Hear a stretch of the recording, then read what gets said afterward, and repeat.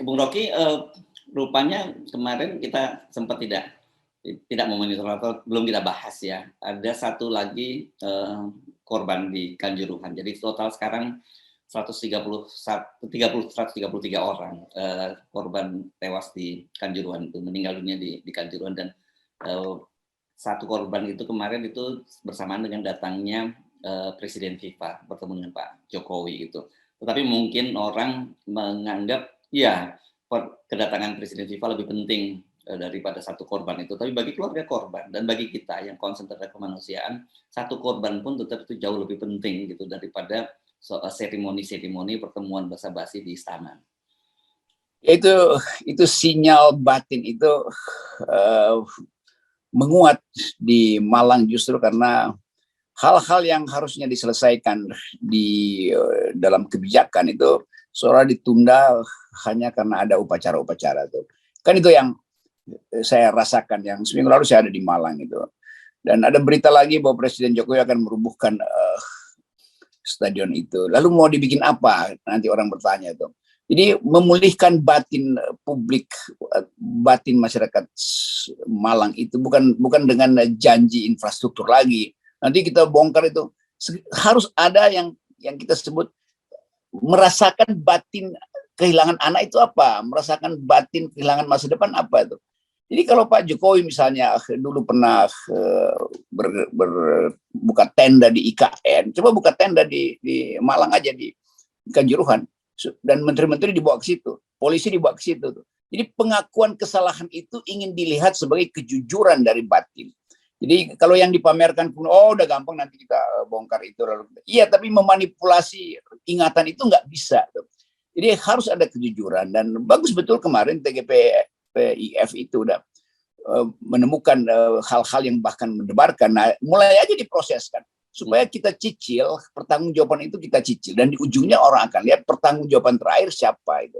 Kalau soal FIFA ya itu tentu itu pasti akan ada nego membujuk-bujuk FIFA supaya udah jangan dikasih sanksi dong. Kan itu kan dengan mudah kita lihat, ngapain ketemu FIFA pasti membujuk-bujuk, kan malu juga kalau sanksi dari FIFA itu membatalkan segala jenis, bahkan segala jenis olahraga yang kemudian akan mengikuti polanya FIFA itu. Jadi itu intinya tuh, batin itu harus sembuh sebelum dipasangkan berbagai macam lipstick kekuasaan. Ya, dan kalau Anda sempat mengamati bagaimana reaksi netizen yang bisa kita juga sebut sebagai dari bagaimana publik merespon berbagai kebijakan pemerintah, ternyata saya agak terkejut ya, karena mereka melihat soal Kanjuruhan yang mau dihancurkan dan mau dibangun stadion yang baru itu bukan menggembirakan, justru malah mereka dengan melihat, loh kok ini polanya sama kayak dengan KM50 ya, ini kan lokasi kejahatan ini, kan sudah dijelaskan di situ bahwa penyebab kejahatan itu ada karena polisi menembakkan gas air mata gitu. Jadi setiap tempat lokasi dihancurkan, dan kemudian kesamaan lain itu saya yang juga kadang-kadang terkejut-kejut dengan kejelian dari netizen. Itu ada kesamaan yang sama soal hilangnya CCTV yang juga kemarin kita bahas kan, mulai dari KM50, Verdi Sambo, dan kemudian Kanjuruhan, dan ternyata sebelumnya juga ada di kebakaran Kejaksaan Agung juga waktu itu CCTV-nya hilang. Nah itu justru harusnya Presiden jeli bahwa ternyata pernyataan bahwa akan dibongkar itu malah justru menimbulkan persepsi yang berbeda dari publik. Ya itu yang kita sebut hal-hal yang sublim itu justru dirasakan oleh batin publik yang sublim, dan yang sublim itu justru yang harus diminta untuk diusut kan. Kalau misalnya itu mau dibongkar mungkin juga bagus, tapi orang anggap itu menghilangkan jejak apa dibongkar kan, footprint kriminal kan ada di situ tuh. Jadi hal-hal semacam itu yang seringkali istana itu anggap semua hal bisa dilakukan secara teknokratis tuh. Padahal ini menyangkut sejarah olahraga kita, sejarah pengendalian massa, dan macam-macam tuh. Supaya orang ingat bahwa ada kesalahan prosedur yang bahkan mungkin dianggap disengaja karena ada faktor-faktor politik di dalam peristiwa sejenis kan. Dari KM50,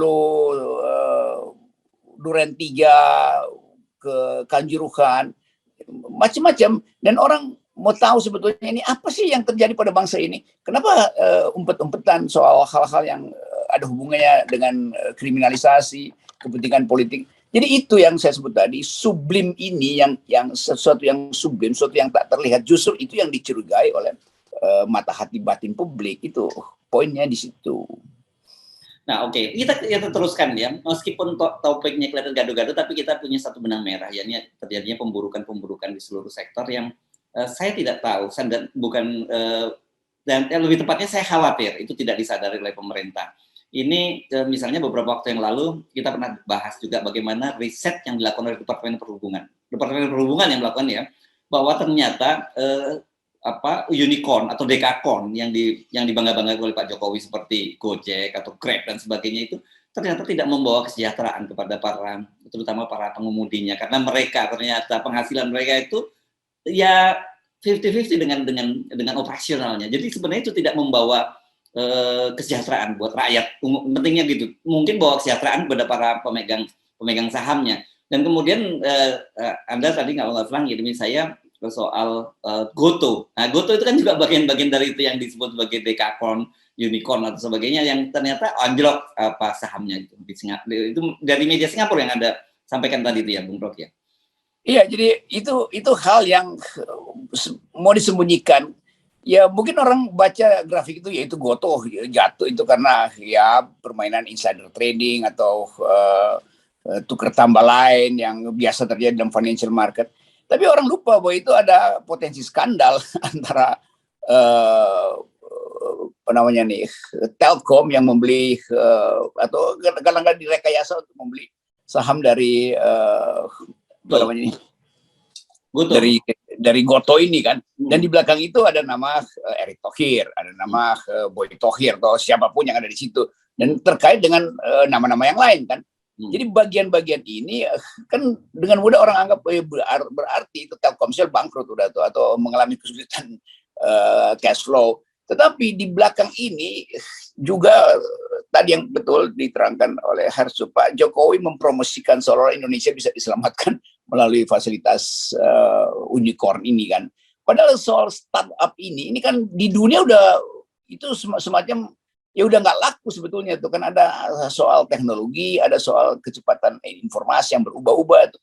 Jadi kita sering ingatkan teknologi itu berubah setiap 8 jam. Jadi hati-hati dalam bidang itu, apalagi manipulasi akuntansi yang seringkali diatur sedemikian rupa dengan algoritma lalu dianggap itu menguntungkan, padahal sebetulnya itu akal-akalan untuk mengambil meraup untung secepat mungkin, lalu membiarkan proses pasar itu mendegradasi harapan dari tukang ojek misalnya. Kan ini kan sebetulnya bisnis harapan tuh yang digembar-gemborkan, tapi kemudian diatur cara untuk memastikan seolah-olah bagian sana itu hidup, tapi yang bagian lain itu nggak dihidupkan.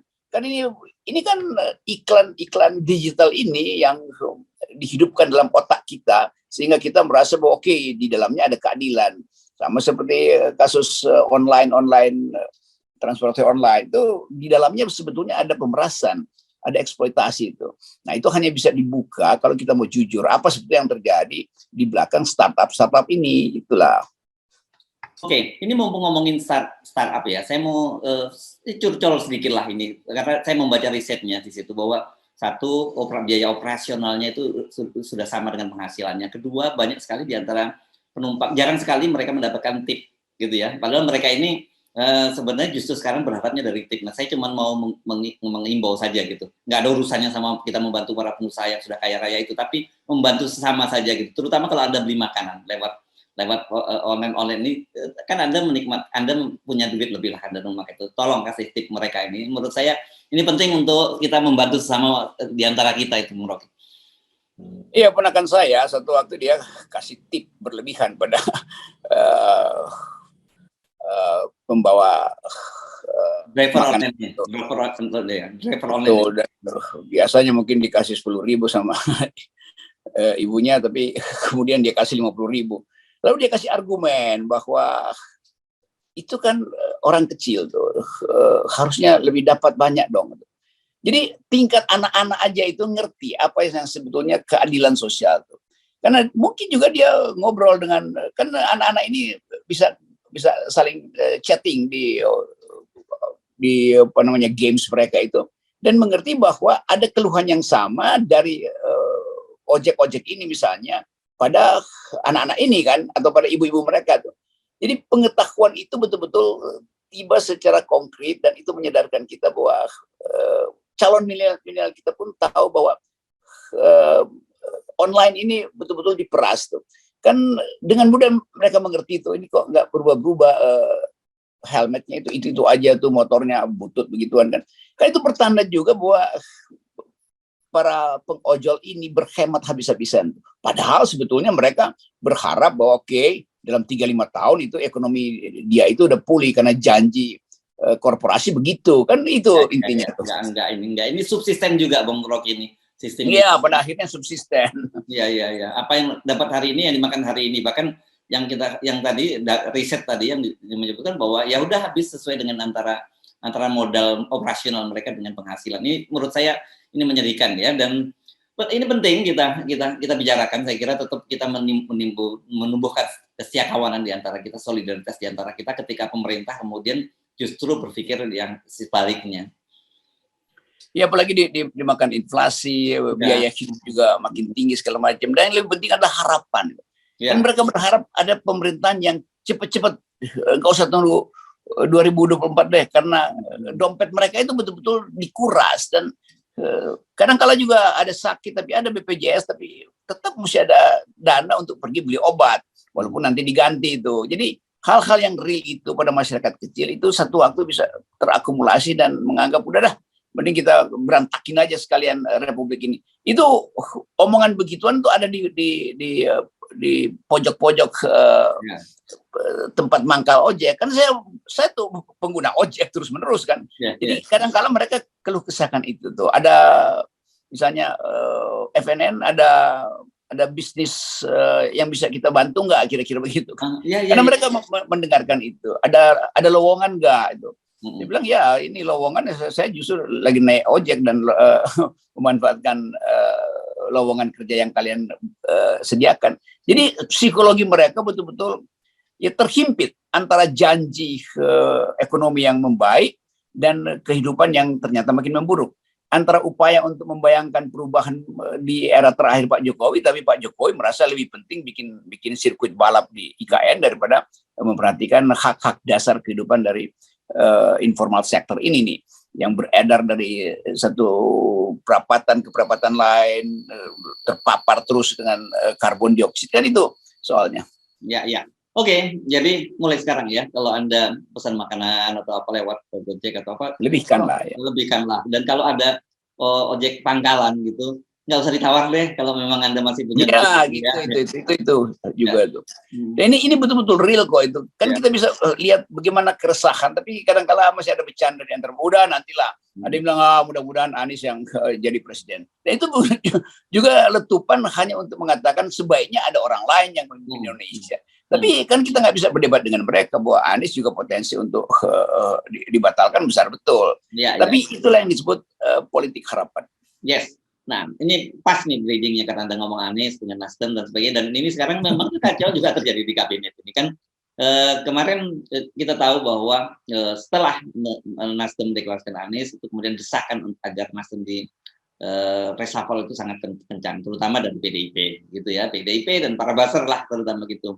Nah, kemudian Surya Paloh ternyata kemudian membuat sebuah pertanyaan retoris. Sebenarnya yang Nasdem partai tolol atau loyal. Kenapa? Karena kata dia, ketika kemarin mau menaikkan harga BBM itu satu-satunya partai pemerintah yang mendukung itu dari 7 itu hanya Nasdem.